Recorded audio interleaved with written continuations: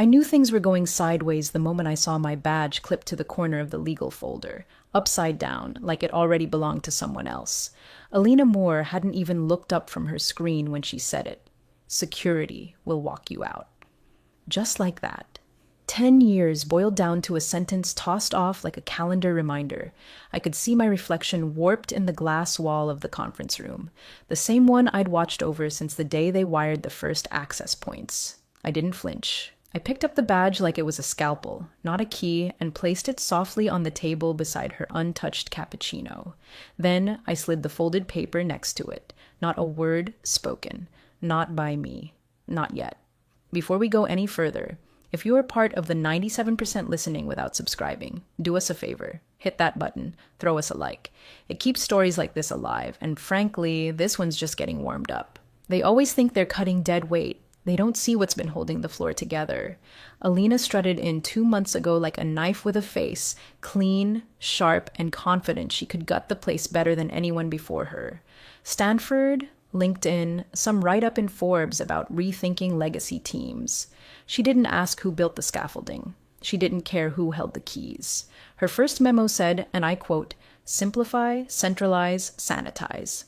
Her second one targeted 5 roles for restructure, including mine.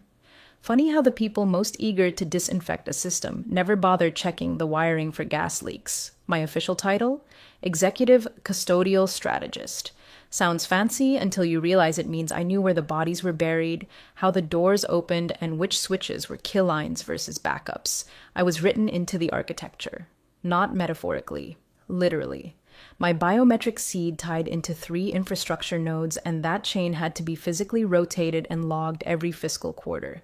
No successor, no override. I told them that once, offhand. The legal guy, Vince, nice enough kid, had asked me during onboarding, "What happens if you leave?" I smiled. I don't. I think part of Alina's contempt for me wasn't just my role, it was how quiet I was. I didn't perform on camera. I didn't tweet inspirational tech manifestos or retweet from startup conferences. I was a woman over 40 in a room full of 29-year-old vision engineers, still figuring out how to format a compliance chain. That made me invisible. Useful, but ignorable, until the lights started flickering. When Alina arrived, I gave her my usual onboarding rundown, offered the audit logs, the architecture summary, the terminal access rundown. She skimmed maybe 10%. "Too verbose," she said. "Send it to my assistant in bullet format." Her assistant, some Harvard intern with a wireless charger for a brain, emailed back 3 days later asking me to dumb it down for exec summary. I didn't reply. Some things aren't worth translating for people who've already decided the language doesn't matter. 2 weeks after that, Alina called a closed-door meeting with legal, ops, and a couple of her chosen advisors. I wasn't invited, which frankly was the first real warning. But warnings don't matter when they're treated like footnotes. She told them I was redundant, that I represented a single point of failure in the system, and that streamlining would mitigate risk. Legal mumbled something about clause 22B, but she cut them off with a flick of her hand and a sip of coffee. Just delete her credentials. We'll fix it live. You can't fix 10 years of custodial layering live. That's like trying to do heart surgery with an IKEA manual. But she wanted a show, wanted to be the one who cleaned house. So she called me in that Friday. Didn't even let the air settle before saying it. Security will walk you out. Just like that. She expected a meltdown, I think, or a pleading speech. Something dramatic. But all I did was place the badge and the paper on the table and walk out. Silent. Unbothered. Like I'd left the oven on at home and couldn't be bothered with the rest. Vince, bless him, was the only one who moved. He picked up the badge, turned it over, and his breath caught so sharp it made the other lawyer glance up. Then he opened the paper, his face drained. I didn't need to stay. They'd call. Oh, they would call. But not before the alarms started blinking. Back in the elevator, I caught my reflection again. Still me, still whole, still in control. And the badge? Well, it wasn't quite what they thought, but they'd figure that out soon enough. The door to Conference C shut like a vault behind her. No company-wide invite, no agenda. Just a single calendar line dropped to legal and ops. Reorg streamline, mandatory. I wasn't on the list. which, considering I'd built most of what they were about to streamline, said more than any words could have. Inside, Alina stood in front of the big touchscreen wall like she was presenting a TED Talk, not initiating a slow-motion implosion. "We need cleaner lines of control," she said, fingers swiping through a flattened org chart like she was picking toppings for a pizza. "There are too many blockers, too many legacy custodians with too much autonomy. It's unsustainable." Her voice was crisp, rehearsed, probably delivered it into a mirror a dozen times before this. Then she paused on my name, didn't even look at the chair I normally sat in, just tapped the tag beside my node. "Especially this one." Legal shifted uncomfortably. Ops said nothing. The silence said everything. She tapped again. "We're not in 2013 anymore. Systems should run without babysitters. We can't afford black boxes controlled by one person, no matter how trustworthy." We remove her badge, reassign protocols to the central auth pool, and we're done. Vince, God bless the poor bastard, cleared his throat. "Actually, her badge is linked to custodian tier access, which is governed by the federal compliance contract. There's a multi-layer handoff protocol embedded, clause 22B. If you handle it," she snapped. "Delete the access, reassign the role, we'll fix it live." You could almost hear the blood drain from Vince's face.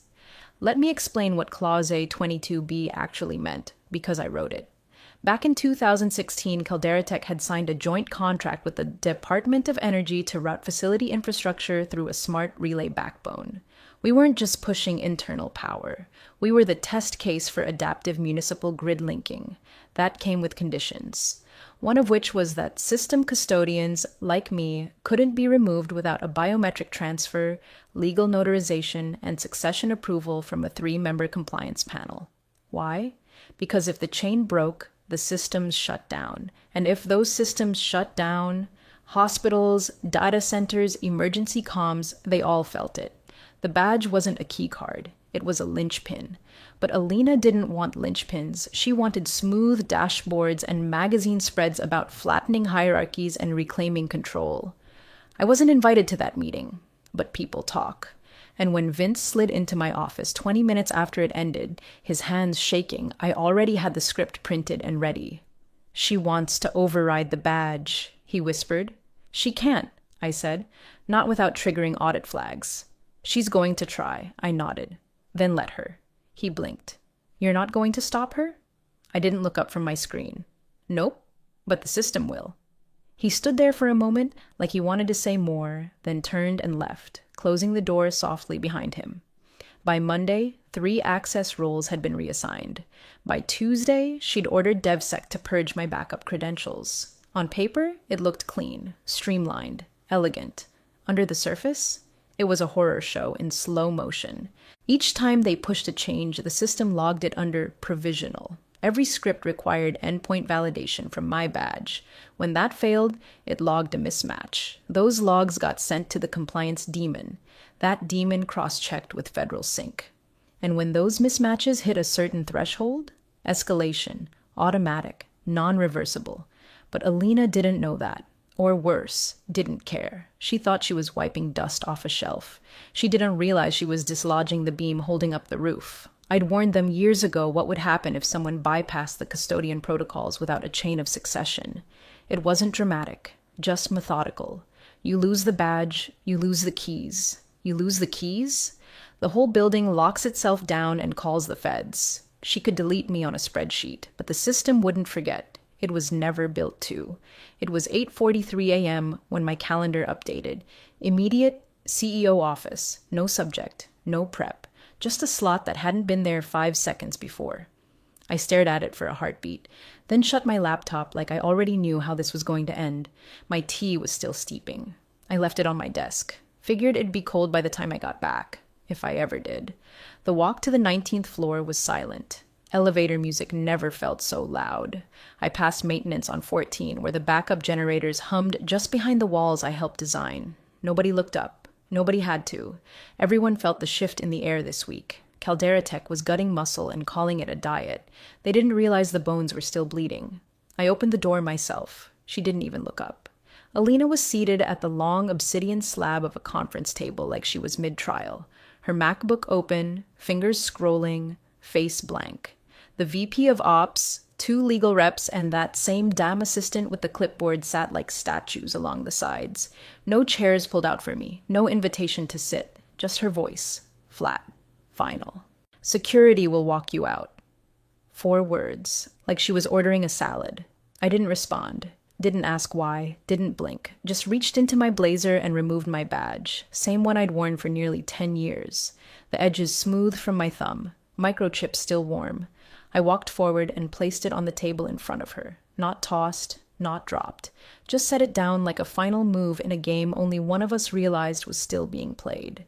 Then I pulled the folded sheet of paper from my pocket. White, no letterhead. No markings, just a few lines. I set that beside the badge, neatly aligned, a surgical placement. Her eyes didn't twitch. But Vince, sitting 2 seats down, legal folder open and pen poised, leaned forward to grab the badge. I saw his expression before he even turned it over. That moment when the brain recognizes something the ego doesn't want to. His fingers flipped it and froze. He stopped breathing. For half a second, it was like he forgot how lungs worked. Alina finally glanced up.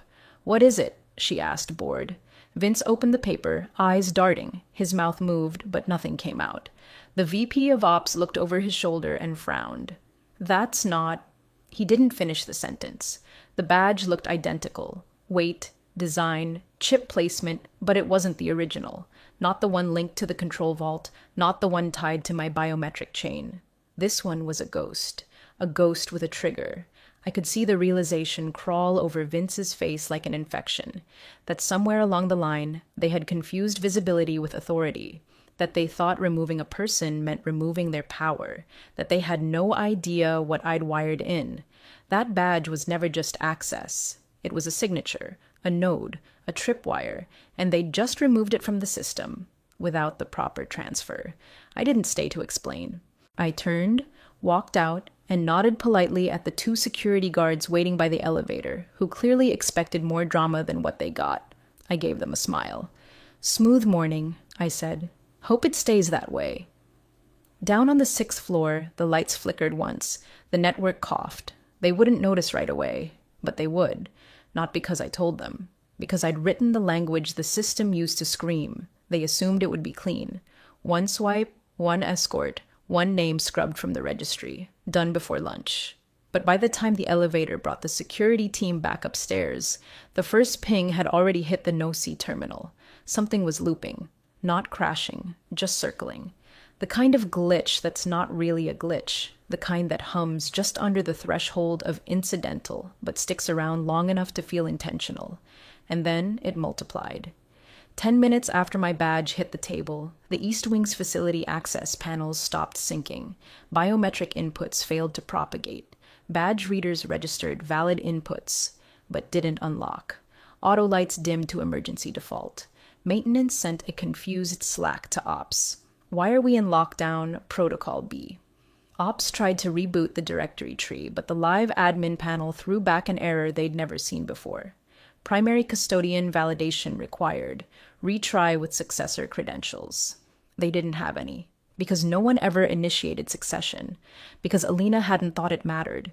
The error wasn't fatal. Yet. It was surgical. It spread sideways. File hierarchies grayed out one by one. Asset IDs delinked from their custodial anchors. Redundant backup scripts, ones buried deep in the system's failover logic, began surfacing. The logs called them Ellis Chain Restore Checks. Legal tried to access the dashboard audit record. Blocked. Then Vince remembered. Clause 22B. He ran. Physically ran to his office and pulled the contract. Scanned it twice. 3 times. There it was. Plain as a heartbeat. In the event of custodian removal, systems shall initiate a conditional hold unless a succession protocol is notarized, logged, and authorized within 24 hours. In absence of such transfer, network operations revert to Ellis chain validation mode. Alina had bypassed every single trigger. There was no notarized transfer, no biometric handoff, no re-registration, and worse, there was no override. The protocol had been embedded 6 years earlier after a compliance scare with a short-term interim CTO. We built it to be idiot-proof. Not in a snide way, in a way that assumed someone would, at some point, be exactly this careless.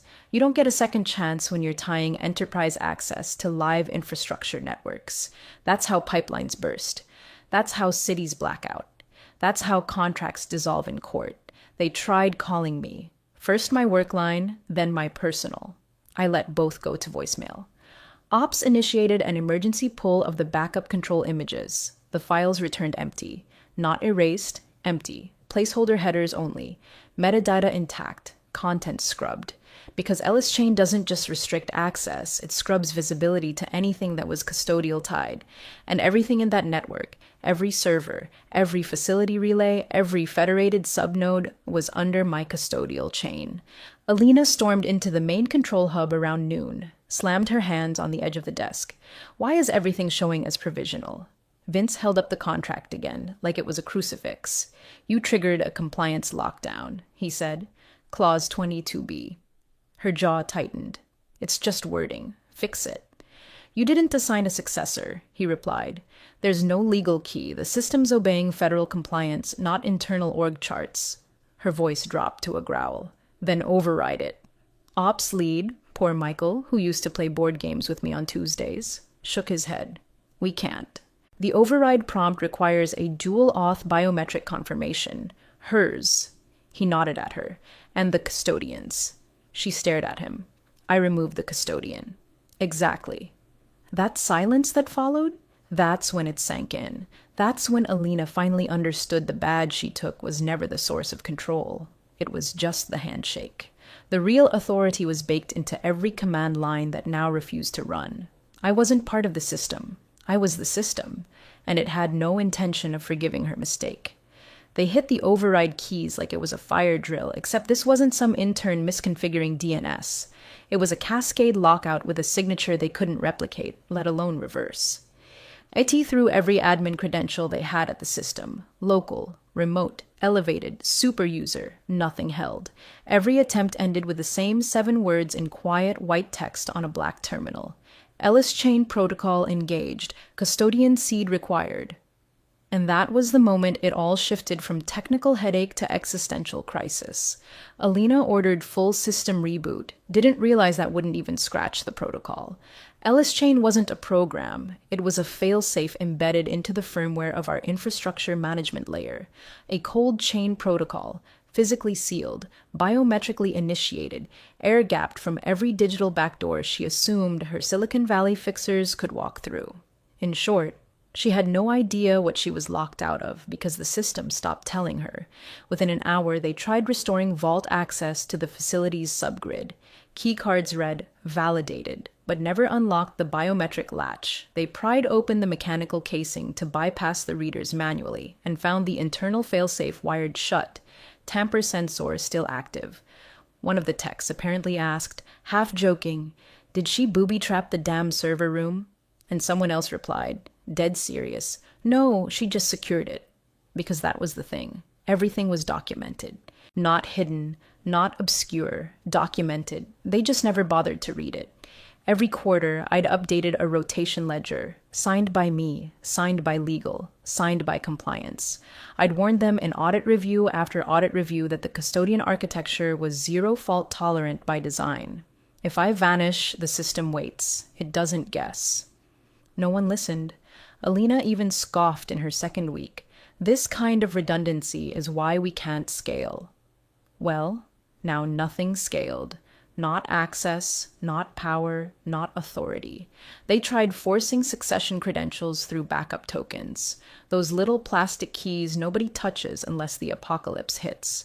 Except I'd already revoked those 6 months earlier when I found out DevSec was cutting corners on token issuance. I logged the revocation in the shared custodial change report. No one read that either. Remote ops fell next. Distributed endpoints wouldn't register new fingerprints or facial scans. Even VPN bridges into the tertiary data centers refused to connect. The system was treating everyone as an unauthorized agent, even their own recovery teams. I heard later that Alina stood in front of the whiteboard for 20 minutes, dry erase marker frozen in her hand, unable to draw a single thing that didn't collapse under its own ignorance. Why is this so tied to her? She kept asking. The answer was, it wasn't tied to me. It was tied to the role, the architecture, the logic. But the logic had one truth: no verified custodian, no control. And they didn't have one. The only backup credential not scrubbed by the system belonged to a paper trail buried deep in the old custodian archive folder. No one had opened it since I'd last updated it, 9 months ago. One of my former leads, Hannah, found it while rifling through my desk drawers, desperate for some clue. It wasn't labeled anything obvious, just a file folder stamped "in case." Inside was a single sheet of paper. On it, in my handwriting, "If you're reading this, you're clean. Wait for the audit. Do not try to override the vault. Let them try first." She held on to that note like a life raft while the rest of the team flailed in open water because she remembered the part everyone else forgot, that I didn't write systems for drama. I wrote them for containment. And the only way to unlock what was sealed now was through me or through time. And time, unfortunately for Alina, was about to become very, very expensive. By midday, you could smell the panic underneath the citrus floor cleaner and burned coffee. The boardroom was full, blinds shut tight like the darkness could shield them from what was already clawing through the walls. Laptops open, legal pads out. No one said a word until Alina slapped the table so hard her mouse skittered off the edge. "Explain clause 22B, she hissed. Vince didn't flinch. He just turned the thick white binder toward her, finger tracing the highlighted section like a mortician outlining cause of death. Clause 22B, he said calmly, stipulates that the custodial designation for infrastructure-level operations cannot be revoked without a verified succession process, involving no fewer than 3 signatories, 1 from legal, 1 from compliance, and 1 external regulator. In addition, biometric transfer must be authenticated by both the outgoing custodian and the designated successor." He paused. "She never named a successor. She never transferred her biometric." Alina leaned forward, her tone low and clipped. "Then what the hell did we do?" "You broke the chain," Vince said, voice brittle. The ops VP spoke up, looking pale. "We thought we could ghost the credential, force re-entry, patch the authority upstream." "You can't ghost hardware-bound validation," Vince cut in. Ellis Chain runs on a cold-seated custodial signature. It doesn't listen to manual overrides. It doesn't believe in them. The younger board member, Bryant, I think, tapped rapidly on his iPad, then stopped mid-scroll. "I'm not seeing internal protocols for any of this. Where's the operations override documentation?" Vince didn't even look over. "There isn't any. It was removed under her leadership. The only copy left would have been in the custodian's vault directory, which we can't access." "Exactly." Someone else chimed in from the back. Okay, but this is still internal. Worst case scenario, we push a media response, say it's temporary." "It's not internal," Vince said flatly. "Clause 22B isn't just company policy. It's part of the federal contract tied to the Energy Infrastructure Resilience Act. The systems we just disrupted don't just serve us. They link through to Tier 1 relay nodes under active Department of Energy supervision. We're operating under public contract." Silence. You could feel the oxygen leaving the room. "Meaning?" Alina said, though she already knew. "Meaning," Vince continued. "You didn't just sever a role, you triggered a federal breach. Real-time reporting logs are already flagging inconsistencies across those nodes. If we don't reestablish the custodial chain within the audit window..." He didn't finish. He didn't have to. The penalties were written in red ink, multi-million-dollar fines per hour of breach, contract review, blacklisting from future infrastructure bids, possible criminal negligence if the system was found to have lacked mandatory fail-safes, and given the deletion logs tied to her executive orders, it wasn't going to look like oversight. It was going to look like sabotage. Alina backed up a step, arms crossed tight, trying to maintain authority, but the tremor in her jaw betrayed her. "Can we contact her?" she asked finally. Ops Lid gave a small, bitter laugh. "We've been trying." No reply, and even if she answered, she'd need to come in willingly. The system doesn't accept a digital handshake. She has to physically confirm. Legal added quietly, "If she refuses, we're locked out until either the audit expires or she's legally compelled to return." Another pause. Then Bryant asked the question no one wanted to voice. What if she never comes back? No one answered, because by now they all understood the same grim truth. The badge wasn't the failure point. Alina was. My phone didn't stop buzzing for 3 straight days. Unknown numbers, blocked IDs, a few too brazen to even hide. The founder emailed me himself twice. Subject line, quick chat. As if this was just a misunderstanding, a little turbulence. I didn't answer. I didn't need to. By then, the shift had already happened. I wasn't reacting. I was realigning. The silence was never about absence. It was pressure, and silence, when held long enough, makes people confess without a single word spoken. By the end of that week, the rumor mill was spinning so hard it practically dislocated. "She's gone dark," one exec told a reporter off record. "She's consulting for our competitors," another claimed. "She's in talks with Black Hatch Systems," someone whispered, which, to be fair, was completely true. Black Hatch had reached out before the collapse. Quietly. They knew what Caldera Tech was about to do before Caldera Tech did. They'd seen Alina's name pop on a half-dozen transition documents flagged by industry watchers. Their head of operations sent me a simple email. "If the rumors are true and you're looking, we should talk." Turns out, I was looking. Not for revenge, not for status, just for clarity. They didn't want to audit me. They didn't ask for 10 rounds of meetings or 5 layers of approval. They asked 2 questions. Can you secure our spine? What do you need to do it? That was it. Meanwhile, Caldera Tech was peeling like an onion left in the sun. Engineering lost 3 team leads in 1 week. Facilities had to dispatch contractors just to override their own door schedules. The compliance desk was running full triage trying to explain to federal auditors why infrastructure logs were incomplete. And without a custodial reinstatement, which could only be triggered by me in person, the Energy Department had no choice but to freeze the pipeline renewal. The funding pause alone was bleeding 7 figures a day. Their internal slack was a bonfire of blame and passive-aggressive silence. I know because Hannah, my old team lead, forwarded me screenshots. Alina's tone had shifted from surgical detachment to terse desperation. "Does anyone have a direct line?" she asked in one channel. "She's not responding to email. We need eyes on this now." They didn't realize I'd already made my decision. The contract from Black Hatch arrived Thursday morning. Autonomy clause, guaranteed custodial authority, direct pipeline to the CTO, triple pay, no board politics. I signed it with a stylus I'd been gifted during my 10-year Caldera anniversary. Funny that. While they fumbled with overwritten access logs and scrambled to write press releases full of nothing, I was already in a different city, in a different office, walking a new team through how not to become what Caldera Tech had turned into, an empire of assumptions built on one foundational mistake, believing the system owed them loyalty without respect. And that was their real loss, not me, what I represented. They didn't fire me, they miscalculated me, and that's a formula you only get wrong once. They called it an emergency compliance alignment session. That's what the meeting invite said. Internally, they called it the fire. Externally, the Department of Energy called it a triggered breach under federal custodial oversight, and sent someone in a suit with no last name to verify the chain of custody. The boardroom hadn't been that full since the merger with Litex 5 years ago, except this time, no champagne. Just silence, sweat, and a giant screen they couldn't stop from updating itself. At precisely 9:02 a.m., the monitors lit up in sequence, line by line. No one touched a thing. No one had to. Custodial protocol. Breached federal systems. Suspended clause 22B. Escalation. Phase 2 activated. And finally, forensic chain override.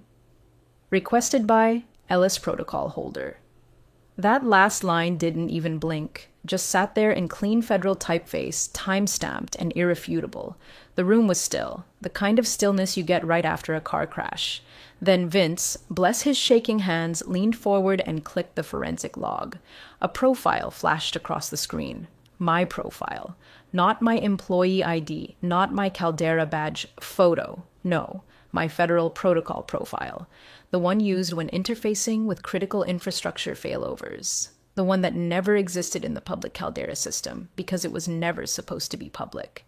It showed the origin of the override, a remote key pair authenticated by a cold-sealed biometric seed.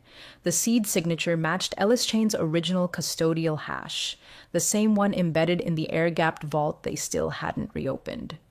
Alina finally spoke. "That's not possible. We revoked her access. She turned in her badge." The federal liaison didn't even look at her. He scrolled down. The logs showed a discrepancy. The badge ID that had been placed on her desk didn't match the one bound to the Ellis Chain system. The chip number was off by 2 digits. A dummy. The lawyer, not Vince, the younger one, turned, pale as chalk. "She left a decoy." Alina's voice cracked. "You mean the badge we disabled wasn't the one?" "No," the liaison said, finally speaking. "It wasn't." He tapped twice and brought up the audit trail from my departure timestamp. Custodian authority was never legally revoked. There was no successor, no multi-party signature, no biometric handoff. What you initiated was an unauthorized removal. Vince cleared his throat, which activated the protocol's default safeguard. "And she still holds the key," the liaison finished. At that point, Alina slumped into the chair she'd refused to offer me just 1 week earlier.